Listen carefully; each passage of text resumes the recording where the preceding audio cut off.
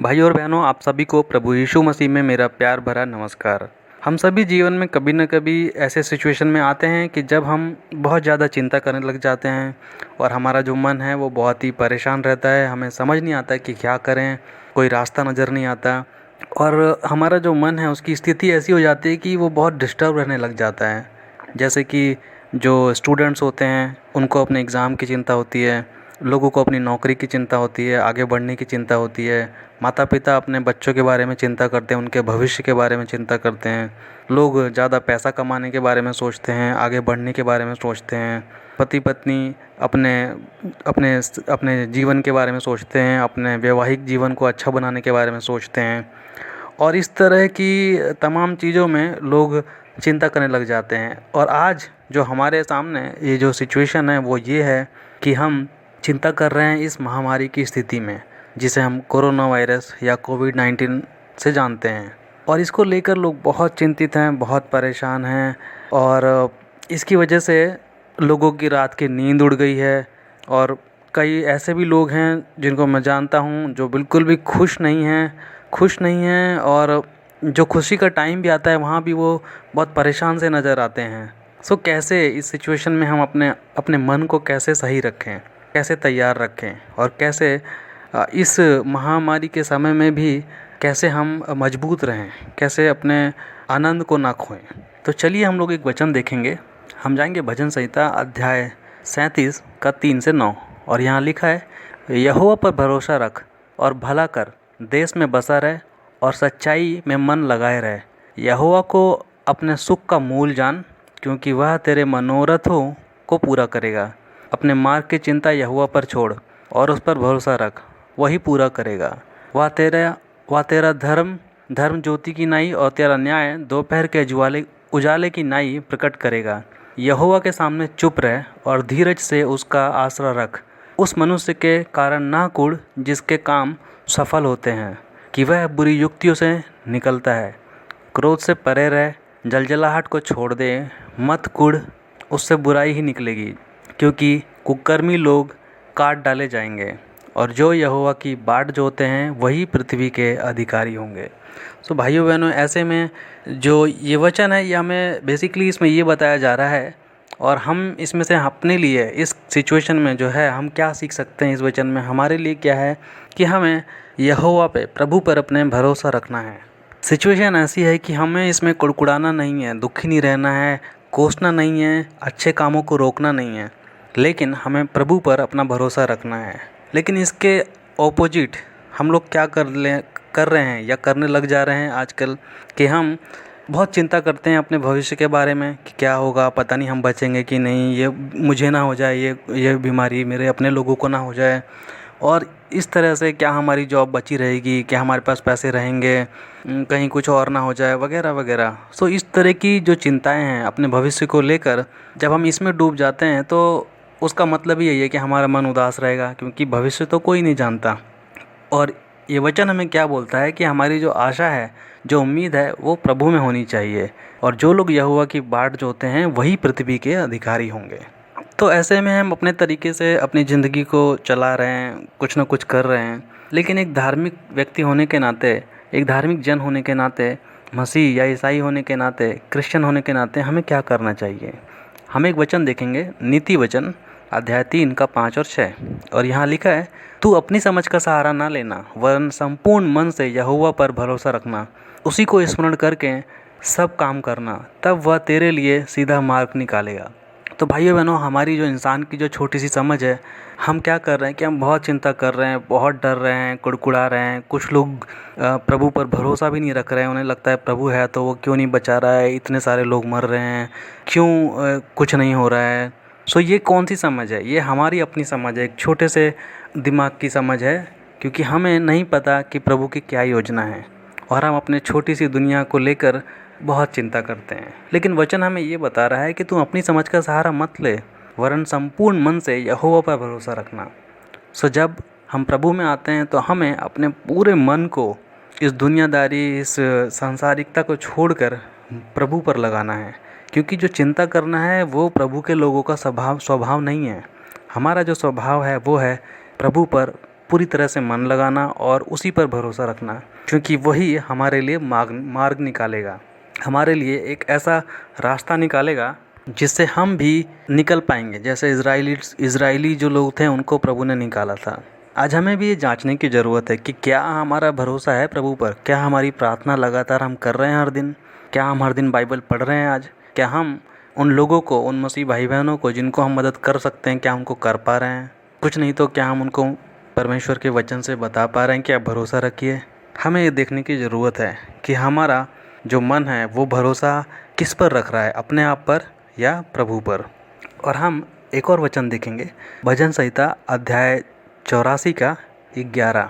यहाँ लिखा है, क्योंकि यहोवा परमेश्वर सूर्य और ढाल है, यहोवा अनुग्रह करेगा और महिमा देगा, और जो लोग खरी चाल चलते हैं उनसे वह कोई अच्छा पदार्थ रखना छोड़ेगा।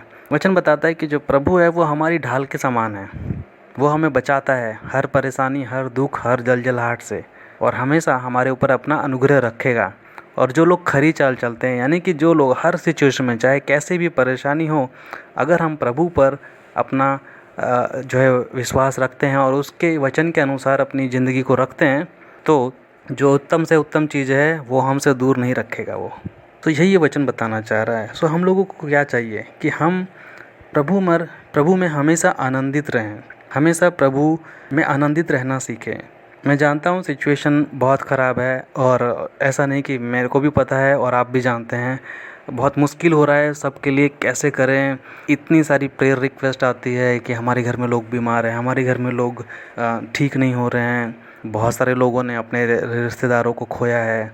सो ऐसे में एक इंसान होने के नाते हम लोग चिंता में पड़ जाते हैं, परेशानी में पड़ रहे हैं। और इससे हम, ऐसा नहीं कि हम इसको इग्नोर कर दें, लेकिन इसका दूसरा तरीका क्या है कि हम परेशान रहें, दुखी रहें, हर एक अच्छी चीज़ को छोड़ दें, या फिर हम प्रभु पर भरोसा रखें और आनंदित रहें उसमें।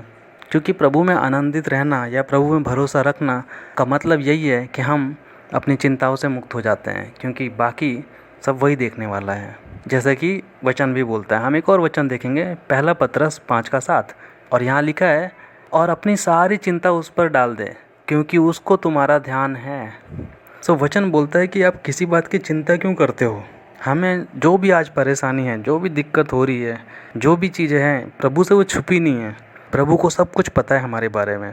हमें करना क्या है कि अपनी सारी चिंता उसको बतानी है, हमें प्रार्थना लगातार करनी है, बाइबल पढ़नी है, और वो ज़रूर हमारा ध्यान रखेगा, क्योंकि कुछ भी बातें ऐसी नहीं हैं जो उससे छुपी हुई हैं। हम एक और वचन देखेंगे, पहला कुरिन्थियों अध्याय 15:58। यहाँ लिखा है, सो हे मेरे प्रिय भाइयों, दृढ़ और अटल रहो और प्रभु के काम में सर्वदा बढ़ते जाओ, क्योंकि यह जानते हो कि तुम्हारा परिश्रम प्रभु में व्यर्थ नहीं है। सो आज हमें ये भी देखने की ज़रूरत है कि हमारा परिश्रम जो है, यानी कि क्या हम प्रभु के वो जो अच्छे काम हैं जिसका हमने वादा किया था, या जो क्या हम उसको समझ रहे हैं, क्या हम उसको कर रहे हैं, या हमने सब कुछ छोड़ दिया है और हम एक अविश्वासी की तरह जीवन जीने लगे हैं। क्योंकि अविश्वासी की तरह जीवन वही जीता है जो कि प्रभु पर विश्वास छोड़ देता है, या फिर उसको लगता नहीं कि कुछ है अभी हमारे पास बचा हुआ। चिंता, टेंशन, डर, ये सब हमें रोकने लग जाता है। सो ऐसे समय में हमें बहुत ज़्यादा ज़रूरत है भाइयों बहनों कि हम कोई भी चिंता ना करें, किसी बात से डरें ना, बल्कि प्रभु में भरोसा रखें।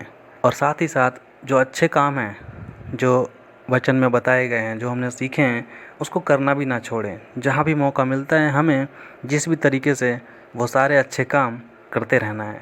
एक और वचन पढ़ेंगे, मत्ती अध्याय 6 का 31 से 34। यहाँ लिखा है, इसलिए तुम चिंता न करना कि क्या खाएंगे और क्या पिएंगे और क्या पहनेंगे, क्योंकि अन्य जाति इस सब वस्तुओं की खोज में रहते हैं, और तुम्हारा स्वर्गीय पिता जानता है कि तुम्हें ये सब वस्तुएं चाहिए। इसलिए पहले तुम उसके राज्य और धर्म की खोज करो, और ये वस्तुएं भी तुम्हें मिल जाएंगी। सो कल के लिए चिंता ना करना, क्योंकि कल का दिन अपनी चिंता आप ही कर लेगा। आज के लिए आज का ही दुख काफ़ी है। सो भाइयों बहनों, आप समझ रहे हैं कि इसमें कहना क्या चाह रहा है वचन। प्रभु यीशु मसीह ने दृष्टांत के माध्यम से समझाने की कोशिश की है कि आप देखिए, उन पक्षियों को देखिए जिनका कोई घर नहीं होता, कोई ठिकाना नहीं होता, लेकिन प्रभु उनको भी जिलाता है, उनके लिए भी खाने का प्रबंध करता है। या फिर वो बोलता है कि उन फूलों को देखो, घास को देखो, एक दिन में वो इतने सुंदर खिल जाते हैं फूल कि राजा सुलेमान भी उतना सुंदर नहीं होगा अपने पूरे वैभव में। लेकिन वो भी कुछ दिनों के बाद उसे भी जलाया जाता है। लेकिन आप तो चुने हुए लोग हैं, तो आपका ध्यान क्यों नहीं रखेगा प्रभु? इसलिए किसी बात की चिंता मत करो। सो भाइयों बहनों, हमें भी चाहिए जब हम विश्वासी हैं और हम पूरी तरह से अपना मन प्रभु पर लगाएं, किसी बात की चिंता या डर या निराशा को अपने से दूर रखें, क्योंकि हमारे लिए लड़ने वाला हमारा प्रभु यहोवा है, जो हमारे लिए लड़ रहा है, जो हमारे ऊपर नज़र बनाए रखा है। और हमें भी चाहिए कि हमारा जो काम है या फिर हमारा जो वादा है प्रभु से जो हमने किया है, हम भी उसे पूरा करें।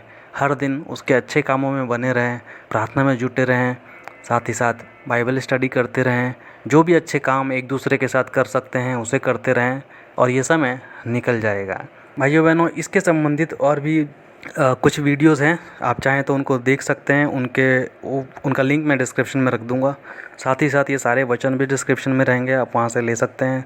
और अगर आपके कोई सुझाव हैं तो आप ज़रूर कमेंट बॉक्स में लिखिए, और साथ ही साथ इस वीडियो को शेयर कीजिए, ताकि और भी लोग जो है जो इस समय निराशा से जूझ रहे हैं वो प्रभु पर भरोसा रखें और निकल सकें इन सब परेशानियों से।